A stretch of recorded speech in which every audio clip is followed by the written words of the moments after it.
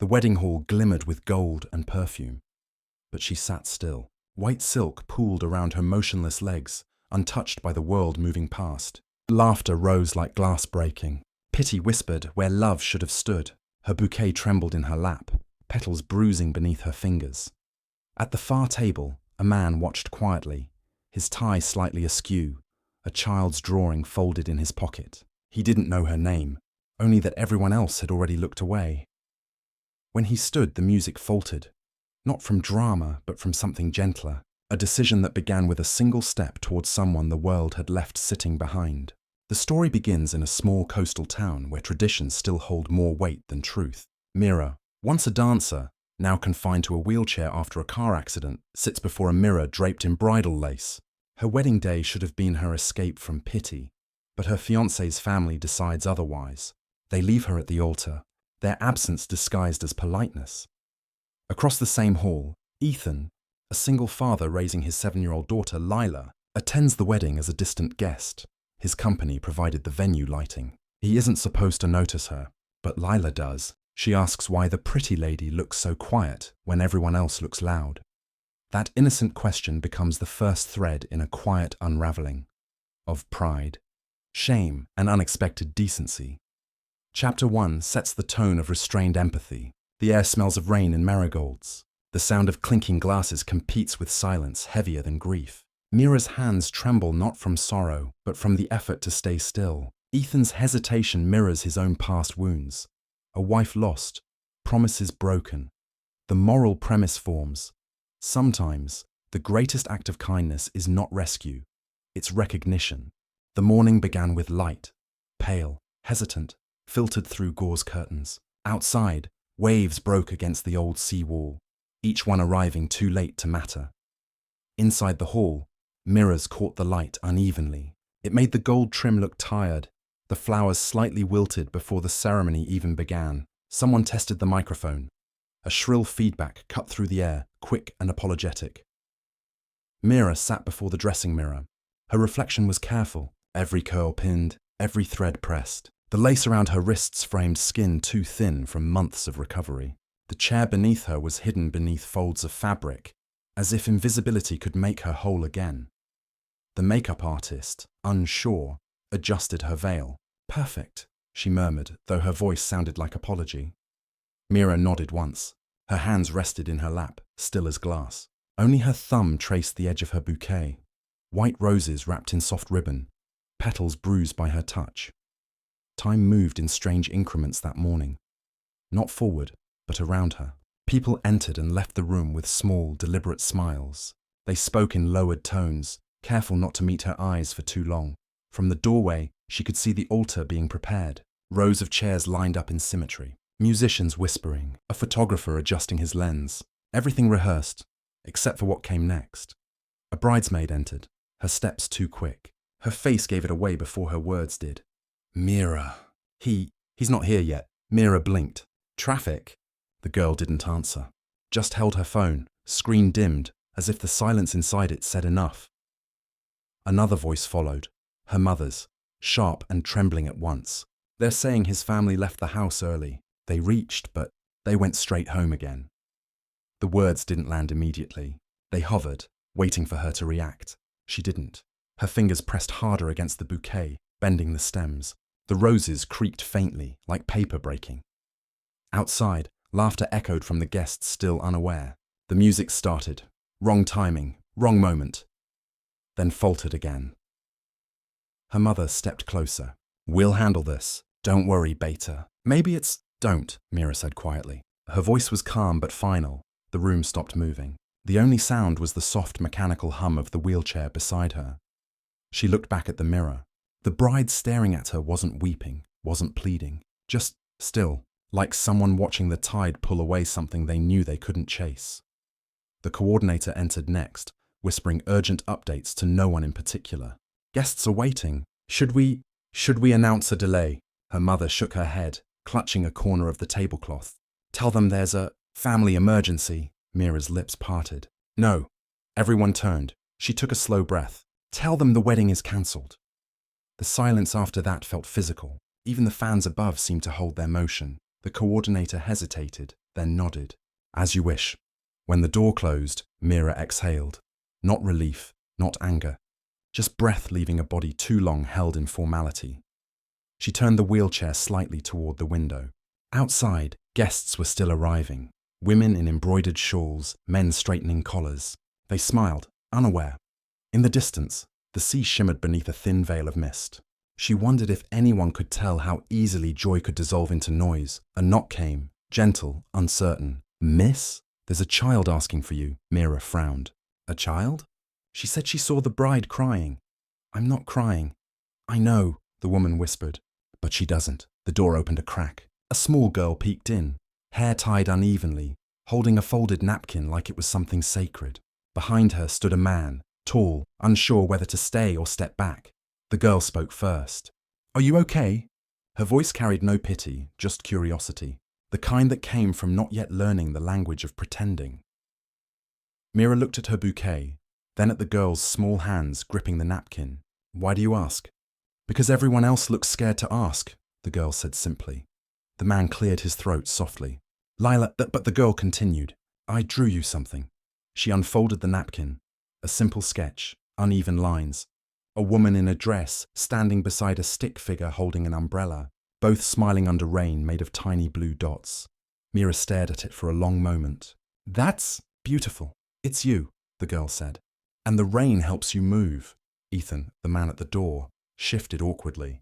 "I'm sorry. She likes drawing people who look quiet." Mira's lips twitched. "That's a rare compliment."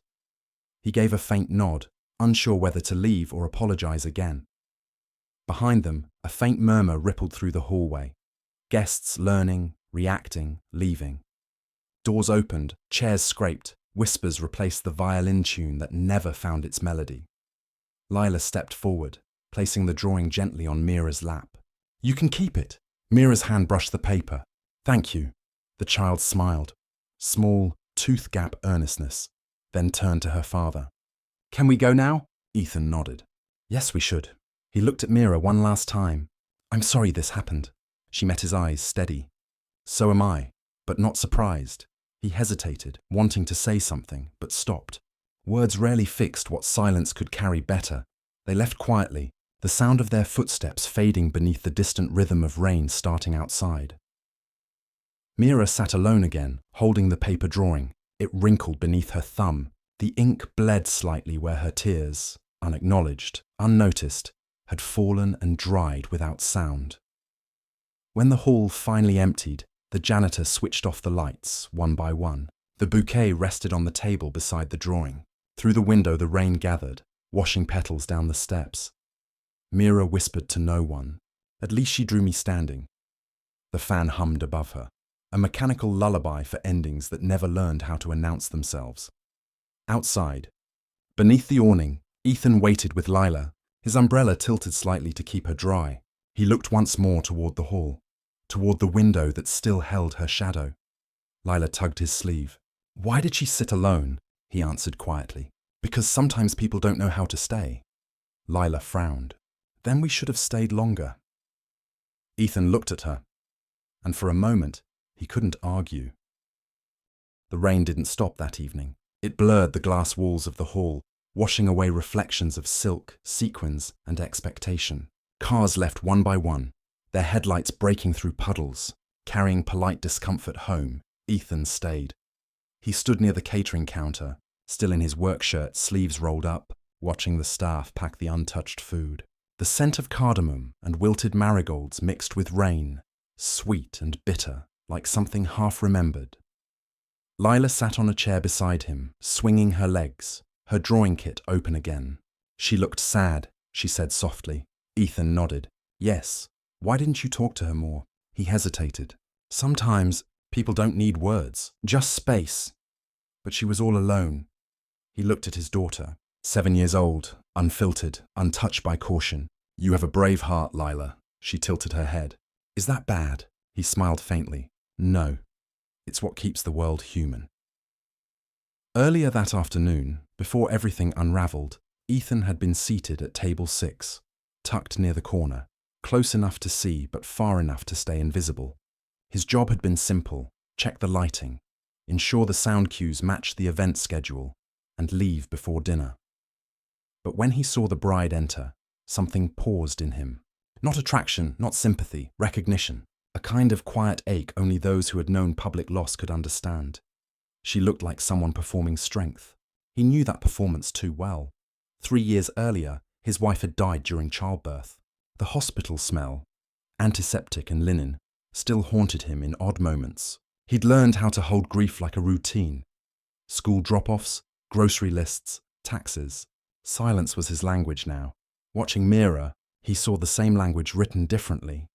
Hers through stillness, his through restraint. When the guests began murmuring, when whispers thickened like humidity, he understood before the words reached him. Absent groom, cancelled wedding, unfinished songs. He should have left, but Lila saw first. Children always did. Now, standing in the near-empty hall, he gathered their things. Come on, let's go. But Lila wasn't moving. She was staring out at the ramp leading to the exit, where Mira now sat, her veil gone, hair damp from the rain that had found its way in. She wasn't crying. She was just waiting. For what? Lila whispered. Ethan followed her gaze. I don't know. Then we can wait too. He sighed, the kind of sigh that carried both exhaustion and surrender. Just for a minute, they approached quietly. The air smelled of rain-soaked fabric. Mira had her hands folded neatly, the paper drawing resting on her lap. She didn't look up when she spoke. Everyone's gone. Ethan nodded. Almost. Good. Her voice was dry, but steady, like someone who'd already said too many polite thank yous in life. He hesitated, then sat on the low wall beside her. Lila stood between them, umbrella tilted awkwardly to cover both. You work here? Mira asked, eyes still on the horizon. I do the lighting, he said. Not much else. Then you saw everything.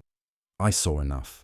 She gave a faint exhale, half laugh, half acceptance. You'd think after all this, I'd feel something bigger. What do you feel? Nothing that makes sense.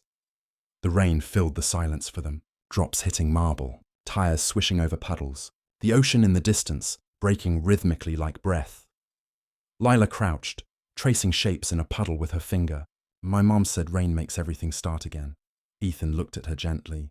Your mom said that? Lila nodded. In the picture book you keep in the car. Mira watched them, the girl's small certainty, the father's quiet fatigue, and something inside her softened. Painfully but honestly. You're lucky, she said. Ethan didn't answer right away. Luck has strange ways of showing up. For a moment, none of them spoke. Then Mira turned slightly toward him. Do you believe people can begin again?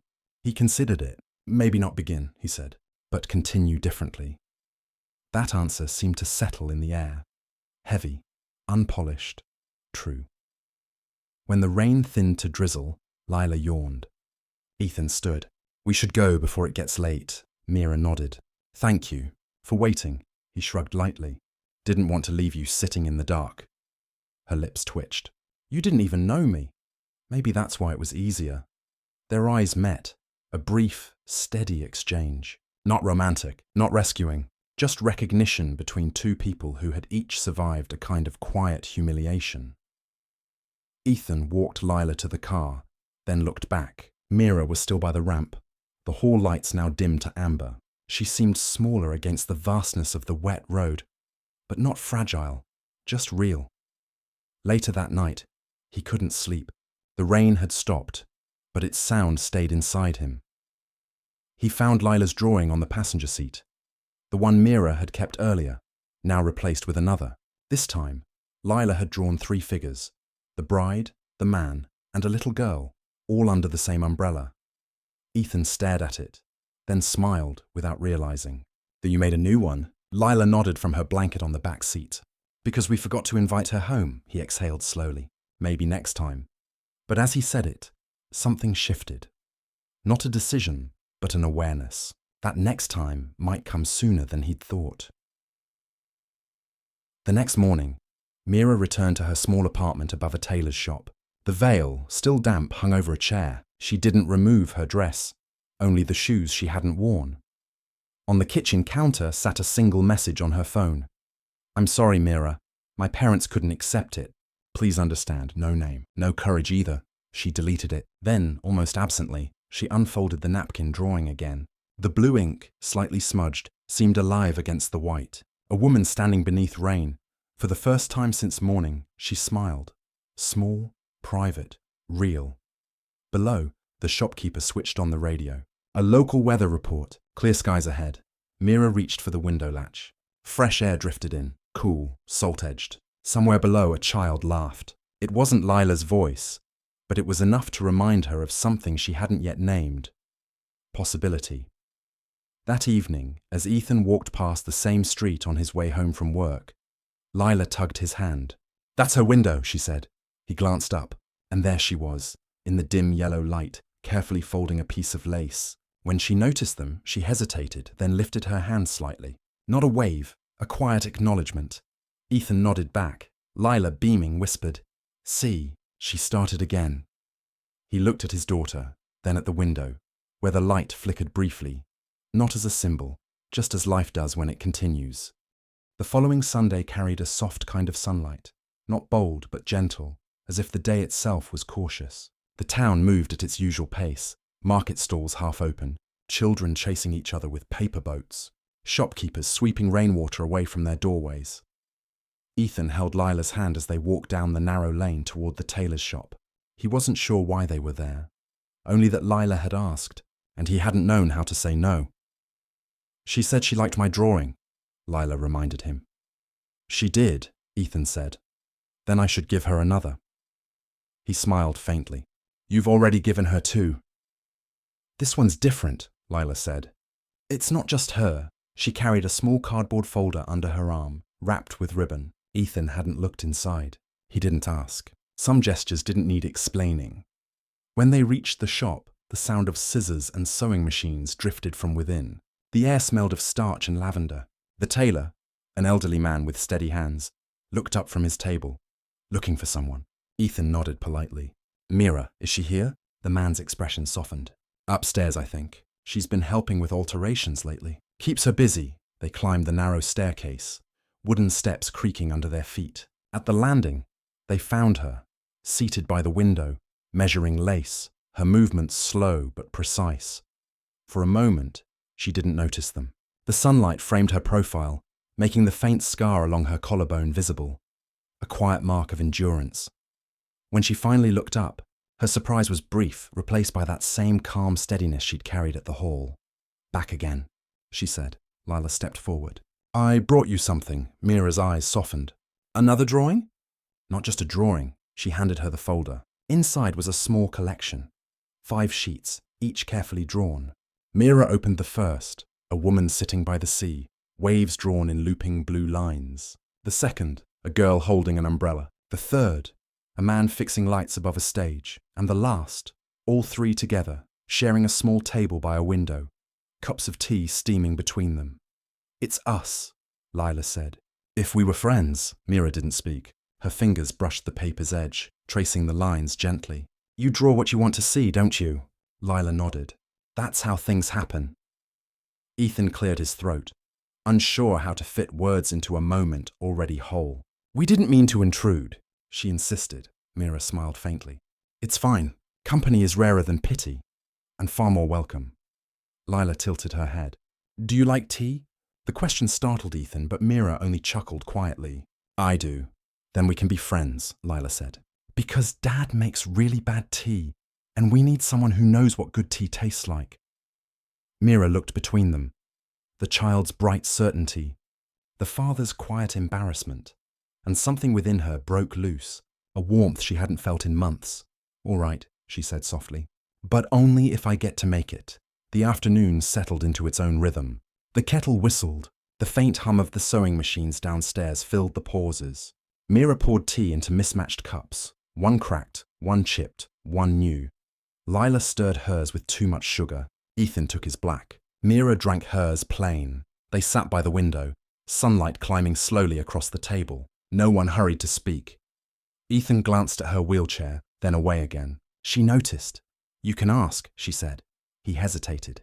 "Was it recent?" 2 years, she replied. "A car accident. Drunk driver. He walked away with a fine." Her voice didn't harden. It softened instead, as if exhaustion had replaced anger long ago. Ethan nodded quietly. "I'm sorry." She looked at him. "You've said that before." You don't need to be, I know, he said, but it feels like the only honest thing to say. That earned him a brief, genuine smile. Lila broke the stillness by holding up her cup. To starting again, she said proudly. Mira raised an eyebrow. You've been talking to your father, haven't you? Lila grinned. He says people can't begin again, but I think they can. Mira turned to Ethan. You said that. He looked mildly embarrassed. Something close. Well, Mira said, tapping her cup lightly against Lila's. Maybe you're both right. Sometimes we continue differently and begin again. They drank to that, tea slightly overbrewed, laughter faint but real. As the light faded, Ethan stood to leave. We should get going, Mira nodded. Thank you for stopping by. Lila hugged her impulsively, a sudden, small act that caught Mira completely off guard. For a second, her hands hovered in uncertainty before resting gently on the girl's back. You're warm, Lila said simply. Mira's throat tightened. So are you. When they left, the room felt larger, not emptier, just filled with something invisible but present, the kind of silence that heals instead of haunts. That night, Mira rolled to her desk and unfolded Lila's drawings again. She placed them in a line across the table, adjusting them as if arranging moments, not paper. Outside, the street lamps flickered on. Through the open window, she could hear laughter from the children playing in the lane below. Her gaze settled on the last drawing, the three of them at the table, the small gesture of being included. Her hands trembled slightly, not from pain, but from feeling too much at once. Gratitude, fear, the unfamiliar weight of kindness. She leaned back, letting the chair creak softly beneath her. A child's gesture, she whispered, almost smiling. Across town, Ethan tucked Lila into bed. She clutched her colored pencils like treasure. Dad? She murmured. Yes? Do you think she'll be okay? He paused. I think she already is. She didn't look sad today. No, he said. She looked alive, Lila nodded, satisfied. Then I'll draw her again tomorrow. Maybe at the park? Maybe, Ethan said, brushing her hair from her face. But after she slept, he sat a while longer, thinking about the way Mira had looked when she poured the tea. Deliberate, graceful, unhurried, as if she'd finally remembered what it felt like to belong in a moment. The next morning, a quiet knock echoed at Mira's door. When she opened it, she found a small plant on her doorstep. A sapling in a tin can, soil still damp. A note tied to it read, in uneven handwriting, "For your window. It likes sunlight and friends." Lila Mira placed it by the sill. Light touched its leaves, and for a long while, she watched the way it caught the morning air. No grand turning point. No music, just a beginning, disguised as a child's small, fearless kindness. The week passed quietly. Days folded into one another. Mornings of light stitching, afternoons of tea and radio music. Mira kept busy, not to forget but to remember differently. The world didn't feel as sharp anymore. Outside, the coastal air turned heavier again. Clouds gathered early that Friday, promising rain. The scent of salt carried through every open window. At the tailor's shop, she was finishing a hem when the lights flickered. A familiar voice came from the doorway. Bad timing for a storm, Ethan said, stepping in with Lila beside him. Mira looked up, faintly amused. You only visit when it rains? Maybe the weather likes us talking, he said. Lila grinned, holding a folded umbrella. Dad says rain makes people honest, Mira nodded. It does. It hides tears well. The room went still for a moment. Not awkward, just quiet enough to notice everything that didn't need saying. When thunder rolled, the tailor shut the shop early. Better get home before the road floods, he muttered. But Ethan lingered, glancing toward the darkening sky. You'll be okay getting back. Mira looked at the puddles forming beyond the ramp. I'll wait till it slows. Lila tugged his sleeve. We can wait with her. He hesitated, the father in him calculating logistics, the human in him already agreeing. All right, we'll wait. Rain arrived hard, the kind that turns the world into sound. It drummed against the tin roof, swept across the street, blurred edges of everything. Inside, the light dimmed to amber. They sat near the window again, 3 silhouettes against moving water. Mira offered tea, but Ethan shook his head. Let's save it for when the power goes out. Lila pressed her face to the glass, tracing rivers down the pane with her finger. It's like the sea came to visit, she said. Mira watched her with quiet warmth. You think in pictures, don't you? Lila nodded proudly. That's how Mom taught me. Ethan glanced away. It had been a long time since he'd heard Lila mention her mother. Mira noticed, but didn't pry. She must have been kind, she said gently. She was, Ethan replied. Too kind sometimes. Kindness doesn't have a to, Mira said softly. Only people who don't know what to do with it. The storm answered for him, a sudden gust rattling the shutters, rain slipping through a small crack near the frame. Mira wheeled closer, catching the leak with an old tin bowl. The sound of droplets filled the silence, rhythmic and calming. When the power finally cut out, the room fell into a soft darkness. Only the faint glow of streetlight filtered through the rain. Lila whispered, "It's like the whole world stopped talking." Mira smiled. Sometimes that's when it finally listens. They sat in that quiet, the kind that wasn't empty, but alive. Ethan leaned back against the wall, watching the rain slide down the window. His shirt sleeves were damp, his hair disheveled from the wind. For the first time, he didn't try to fill the pause. Mira's eyes adjusted to the dark. She saw the way his hand rested on the floor beside Lila's shoes. Steady, unguarded, the kind of presence that didn't need to prove itself. "Do you ever miss who you were before?" she asked suddenly. Ethan turned to her. "Every day," she nodded. "Me too." He studied her face, barely visible in the flicker of light. "Do you ever hate it?" "I used to," she said. "Now I just learn to live beside it." Lila, half asleep between them, murmured, "You both sound old." That made them both laugh, quietly, the kind of laugh that releases something neither knew they'd been holding. When the rain began to ease, Ethan stood and stretched. "We should go before it starts again." Mira nodded, though something in her expression lingered, as if part of her didn't want the moment to end. As he reached the door, the ramp was already slick with water. He opened his umbrella, turned to her. "Let me walk you home." She hesitated. "I can manage." "I know," he said. "But it's dark. Let me manage too." It wasn't pity. The tone was different, gentle, practical, equal. She exhaled. "All right," Lila jumped up. "I'll hold the umbrella." Together, they stepped into the night. The street shimmered under thin sheets of water. Ethan pushed the chair slowly, careful not to splash her dress. Lila ran ahead, jumping in puddles, laughing. "You're too quiet," Mira said after a while. "Habit," he replied. "Silence makes space for what matters. Then say something that matters." He smiled faintly, though she couldn't see it. "You're stronger than people know." "Stronger or lonelier?" "Both," he said.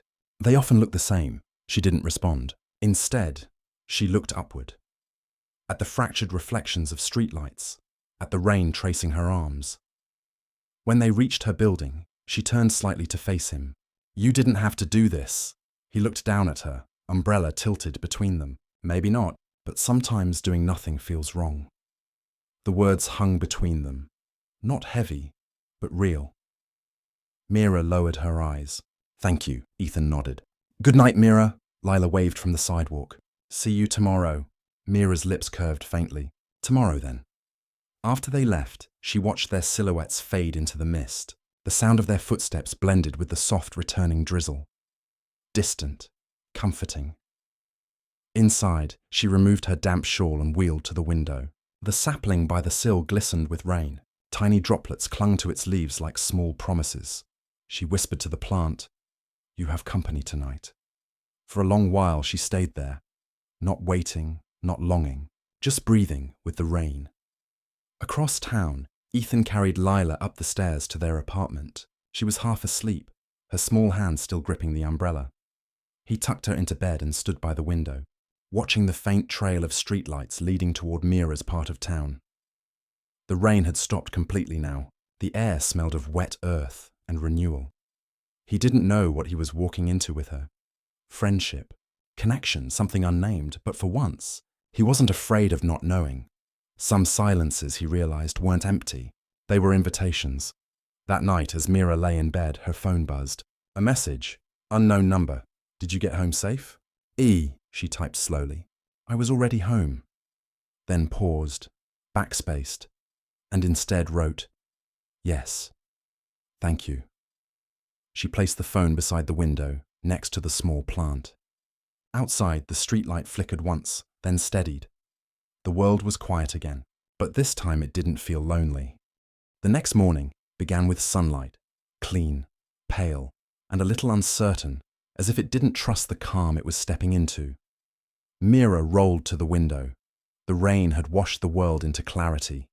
The leaves outside shone with new colour. The street glistened like a sheet of glass. The sapling on her sill stood straighter than before. She smiled faintly, brushing a thumb against one leaf. "You survived the storm," she whispered. Downstairs, the tailor called up, "Mira, someone here for you." She frowned. "Who?" Before he could answer, a familiar voice came from below. "Just the lighting guy again." Ethan. When she reached the bottom of the ramp, he was waiting, holding 2 cups of chai, steam curling between them. "I owe you good tea," he said, offering one.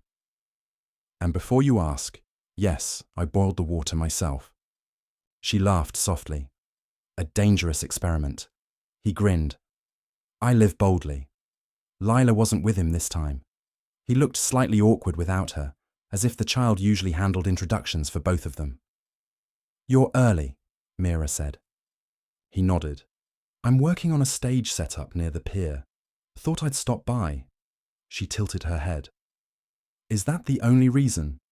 He didn't answer immediately. Not quite. They sat outside the shop, cups warming their hands. The town was stirring, vendors shouting prices, seagulls circling above the tide. The air carried that brief freshness before it turns into heat. Ethan placed his cup down. "Can I ask you something strange?" "Go on." "Do you ever think about teaching?" She blinked. "Teaching what?" "Dance." She gave a small, dry laugh. "I can't even stand." He met her gaze. "You don't need to. You still know it." Mira looked away. "Knowing and showing are different." "Not always," he said. "Lila's school is holding an arts week. They asked if I knew someone who could help the kids with movement. Not perfection, just expression. You'd be perfect." The words hung in the air. Absurd, impossible, kind. "You're serious," she said. "I am." She shook her head, half smiling. "You really are unthinkable. That's one word for it," he said lightly. But she didn't laugh this time. Her eyes drifted toward the street, unfocused. "I haven't been near a studio since before." "I know." His tone was gentle, without pressure. "But I've seen how you move, even now. Your hands, the way you adjust fabric, lift a cup. It's still dance, Mira, just smaller." Her throat tightened. "You make it sound easy." "It isn't," he said. "But that's why it matters." For a long moment, neither spoke. The world continued around them. A child dragging a kite through puddles, an old man arguing with a fruit seller, the distant rhythm of waves. Mira looked down at her hands. The faint tremor in her fingers seemed louder now. "What if they stare?" she said quietly. "Then they'll learn something about dignity," he replied. She studied him, his tired eyes, the quiet sincerity that carried no trace of pity. He wasn't trying to fix her. He was inviting her to exist. "You really think I can do it?" "I think you already are." The next day, she arrived at the school, hesitant, dressed simply, hair pulled back. Children ran past her, curious but not cruel. Lila ran up first, beaming. "You came!" Mira smiled. "Apparently I did." The classroom smelled of crayons and chalk. The floorboards were uneven, the air bright with noise. Ethan had set up a small speaker in the corner. "You don't have to do anything big," he said softly. "Just start." She nodded. Her fingers brushed the table as she centered herself. The chair squeaked slightly as she moved. The music began. Something slow, wordless, warm. She closed her eyes, then her hands began to move. Not grand gestures, just the slow tracing of air, the turn of a wrist, the rise and fall of breath. The children quieted, drawn by the precision of stillness. She opened her eyes. "Movement isn't about walking," she said. "It's about remembering you exist. Try that." Lila raised her arms, spinning clumsily. Another boy lifted his hands like waves. Laughter filled the room. Not mockery, but joy. Ethan watched from the doorway, his arms folded loosely. For the first time in months, he saw Mira illuminated not by sadness, but purpose. After the session, the children surrounded her, chattering, asking when she'd come again. Mira promised, cautiously. When the last student left, she turned to Ethan. "You planned this, didn't you?" He shrugged. "Maybe." She shook her head, smiling. "You don't even know what you've done." He looked at her. "Maybe you don't either." That evening, she rolled her chair to the pier. The ocean was calm, the horizon fading into soft rose light. She watched the water ripple under the last glow of day. Ethan joined her, carrying 2 paper cups of tea. He handed her one without a word. They sat side by side, the quiet stretching comfortably between them. "Do you miss her?" Mira asked suddenly. He didn't have to ask who. "Every day," he said. "But missing doesn't mean I'm stuck there." "Maybe that's what I'm learning too," she murmured. The wind carried the scent of salt and rain. A gull cried somewhere in the distance. Ethan leaned forward slightly, elbows on knees. "You changed something today. For them, and maybe for yourself." Mira looked at him, the sunset painting her face in gold. "You shouldn't have done this for me." "I didn't," he said quietly. "I did it because it felt right." She smiled. Small, tired, but real. And that's what makes it unthinkable. When he dropped her home, she lingered at the doorway. "Ethan," he turned. "You ever think life gives us people at the wrong time?" He paused. "No. I think it gives us people when we've finally stopped expecting them." She nodded, her fingers brushing the edge of the door. "Good night." "Good night, Mira." He walked away into the evening fog, his footsteps steady. She watched until he disappeared, then turned back inside, her hands still faintly trembling from something that wasn't fear anymore. On her desk, Lila's latest drawing waited, 3 figures again, this time standing on a pier beneath a setting sun. The caption, in uneven handwriting, read, "The day everyone moved again." Mira touched the drawing's corner and whispered, "The unthinkable, indeed." The room was quiet, but not empty. It was filled with the sound of something growing unseen. Trust, perhaps, or the beginnings of peace. Winter crept softly into the town. The days shortened, the air thinned. Somewhere between fading leaves and early dusk, Mira found herself moving through routines she hadn't imagined returning to. Teaching twice a week, adjusting fabric. In her small tailoring space, sharing evening tea with Ethan and Lila when the pier grew too quiet. The ache of her old life had not vanished. It had only softened, like an old scar smoothed by time. But now, it belonged beside other textures: laughter, silence, purpose. One afternoon, she rolled into the school hall to find the stage covered in ribbons and half-painted scenery. The children were rehearsing for their winter play. Lila spotted her first. "Mira, we saved you a chair." "Not that kind," she added quickly, grinning. Mira chuckled. "I'll allow it." The room smelled of poster paint and dust. Ethan was up on a ladder, fixing lights, sleeves rolled to his elbows, brow furrowed in quiet concentration. "You're early," he called down. "Habit," she replied. "Good one to keep." She watched him a moment, the steadiness of his hands, the easy patience that had replaced his old guardedness. Grief had not left him. It had simply learned to stand beside him. After rehearsal, when the others had gone, Mira lingered, helping Lila collect scraps of paper and brushes. "You know," Lila said, frowning in thought, "you move like music, even when you're not dancing." Mira smiled. "That's because I hear it differently now." Lila tilted her head. How? Through people, she said. Through how they mean things. The child seemed to understand more than words aloud. She reached out, touching Mira's hand briefly before running off toward her father. Mira watched her go, small legs, steady joy, and realized that, somehow, their lives had begun to thread into hers without permission or warning. That night, as they walked her home, the air was sharp and clean. Lights shimmered on puddles from a brief evening drizzle. Ethan carried a small box under one arm. "You've been secretive all evening," Mira said. "What's in there?" "You'll see," he replied. When they reached her shop, he set the box on the counter and unwrapped it. Inside lay a simple wooden music box, carved, unfinished, the kind that played when wound. "I found it at a flea market," he said.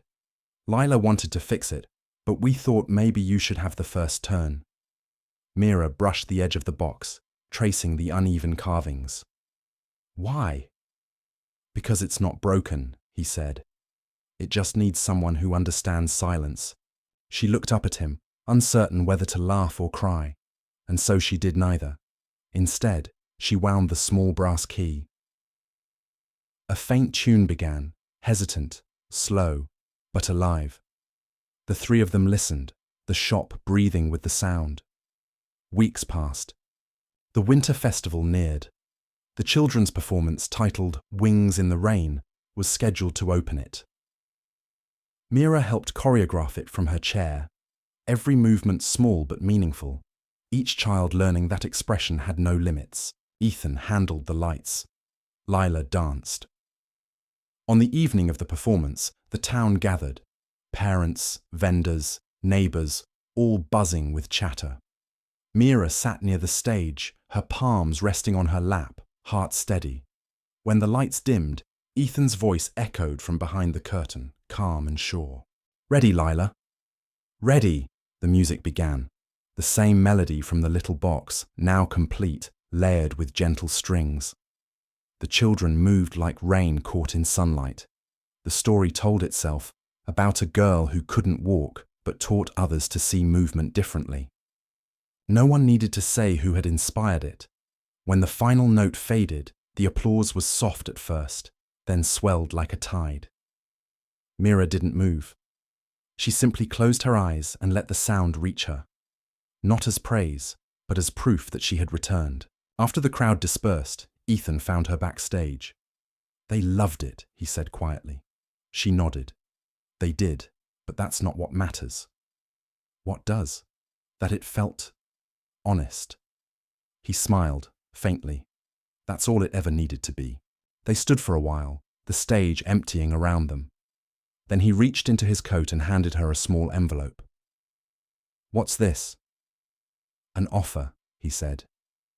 "The school wants you to teach movement next term, officially." Mira stared at the letter. "They really want that?" "They really saw you," he corrected. Her fingers tightened slightly on the paper. "Ethan, He shook his head gently. "No speeches. Just think about it." The next morning, she sat at her window again, letter beside her cup of tea. The music box rested near the plant, still faintly fragrant with pine. Outside, the town moved slowly, fog curling around rooftops, a cartwheel squeaking down the street. Mira reached for the box and wound it again. The same melody played, clearer this time. She listened until the last note faded, leaving only the hum of the world outside. Then she whispered, "Maybe this is what returning means." Her reflection in the glass looked different now, still quiet, still grounded, but no longer waiting. Later that day, Ethan arrived with Lila. They didn't knock. They never did anymore. "Come with us," he said simply. "Where?" "The pier. The light's different today." She followed, rolling beside them through the uneven path. The sea spread out before them, silver under a pale sun. Lila ran ahead, tossing pebbles into the waves. Mira and Ethan stood back, silent. He turned to her. "You know, I didn't expect any of this. Neither did I. And yet, here we are." She looked at him. Not searching, not uncertain. Here we are, she echoed. He nodded slowly. Sometimes, that's enough. They watched Lila dance with the tide, her laughter mingling with the wind. Mira reached out, almost unconsciously, and her fingers brushed Ethan's hand. He didn't pull away. The contact was brief, unspoken, and entirely enough. That evening, she wrote a note to herself. Small, simple words on a torn scrap of paper. You don't need to be whole to return. You only need to move again. She placed it inside the music box lid, closed it gently, and set it beside the window. The sapling swayed slightly in the breeze, its leaves catching the last trace of orange light. Somewhere behind her, Ethan's laughter mingled with Lila's, echoing faintly through the open door. For the first time in years, Mira didn't brace herself for what might be lost. She simply let the sound stay, and in staying, it became her peace. The world always seemed gentler at dawn. No traffic, no voices, just the slow unfolding of light across the sea. Mira woke before the bells that marked the town's hour. The window was half open. The air smelled of salt and early bread from the bakery below. Her plant had grown 3 new leaves overnight. She reached to touch one, fragile, translucent, alive. Somewhere outside, she heard a bicycle chain rattle. Ethan's, she knew instantly. He stopped beneath her window and called softly, "You awake?" She smiled. "Barely." "Good. We're leaving in 10 minutes." She frowned. "Leaving where?" "You'll see." And just like that, the morning began. The pier was washed clean by the night tide. The boards glistened, pale against the sky. Ethan waited with 2 thermoses and an impatient grin. Lila wasn't there this time. She was at her grandmother's for the weekend. "Secret adventure?" Mira asked, wheeling closer. He nodded. "Something like that."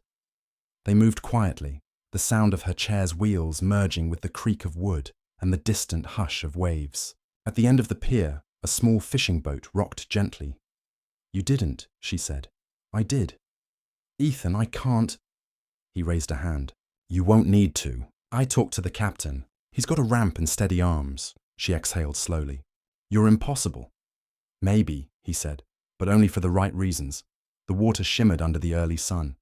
The boat swayed, gentle but unfamiliar. Mira's fingers gripped the edge until she felt her balance again. Ethan stayed beside her, close enough to steady her if needed, far enough not to smother her independence. The captain nodded politely, then returned to his work, leaving them to the quiet. "This isn't about fishing, is it?" she asked. He smiled faintly. "No, it's about seeing something from a different angle." She tilted her head. "The ocean? Life." The word hung there, too simple, too vast. He leaned back, eyes half closed against the light. "When my wife was sick, she wanted to see the horizon one more time. We came out here. She couldn't stand, but she said it didn't matter. The view was enough." I think she was right. Mira looked out. The water stretched endlessly, silver and calm. "She was," she said softly. The boat rocked gently, as though agreeing. They sat in silence, each tracing their own memories against the same sky. Mira lifted her hand toward the sun, letting the light thread through her fingers. "I used to think stillness was failure," she said finally. "Now it feels like breathing." Ethan turned to her. "Maybe that's what healing actually is. Not movement, but permission." She nodded slowly. "To be still?" "To stay," he said. For a while neither spoke. The waves carried their quiet like an offering. When they returned to shore, the market had begun to wake. Vendors unfolded tarps, children chased stray dogs, and the smell of frying dough filled the air. Ethan offered to push her chair, but she shook her head. "I can manage," he smiled. "I know." They stopped by the bakery. The owner handed them 2 warm loaves, refusing payment. "For the teacher and her brave little dancer," he said kindly. Mira blushed. "News travels fast here." "Good news always does," the baker replied. As they walked back, Mira noticed how people looked at her differently now. Not with pity, but with quiet respect. She hadn't changed, only the way she was seen had. Back at her shop, sunlight filled the front room. The music box sat on the counter, next to Lila's drawing. Mira wound it once. The melody rose again, soft, steady, like something learning to breathe on its own. Ethan stood beside her. "You'll take the teaching offer?" She hesitated only a moment. "Yes, I think it's time," he nodded. "Good. They both watched the plant on the windowsill sway in the faint breeze. The silence between them wasn't awkward anymore. It felt earned. Later that morning, Ethan turned to leave. "I should go. Got a light rig to finish," she called after him. "Ethan?" He paused. "Thank you." He tilted his head. "For what?" "For standing still long enough to notice me." He smiled, small, sincere. "That's all I ever wanted anyone to do for me." He left quietly, the doorbell chiming behind him. Mira sat for a long time, letting the morning stretch. She looked around. The sewing machine, the spools of thread, the fading lace from her old wedding dress folded neatly in a box. She opened the box, ran her fingers across the fabric, and smiled. She didn't see a symbol of loss anymore. She saw material, something that could become new. With careful hands, she began cutting, small, deliberate motions. Each snip of the scissors sounded like release. By noon, she had stitched the lace into a new garment, a shawl for the dance students, simple and white. She placed it on the chair beside her and watched the dust float in the sunlight. Stillness filled the room, the kind that wasn't empty, but whole. As the day folded into evening, a knock came at the door. It was Lila, carrying a paper heart. "Dad says hi," she said breathlessly. "He'll be late." "But he said you'd know why." Mira took the paper. "What's this?" Lila grinned. "A thank you for teaching us how to move without moving." Mira looked at her. "That's a beautiful thing to say," the girl shrugged. "It's true." She hugged Mira quickly, then ran off. Mira stood in the doorway for a moment, watching her disappear into the glowing street. The air was golden, the world steady. She closed the door and turned back to the window. The sapling swayed again, stronger now, almost defiant. She whispered, "Stillness isn't the end. It's the beginning." The music box clicked softly behind her, playing one final, quiet tune. The world moved again, not loudly, but surely. A man who once carried loss learned to wait. A woman who once waited learned to move. Between them, silence became language, and stillness became life. Kindness did not fix what was broken. It simply stayed, long enough for something new to begin.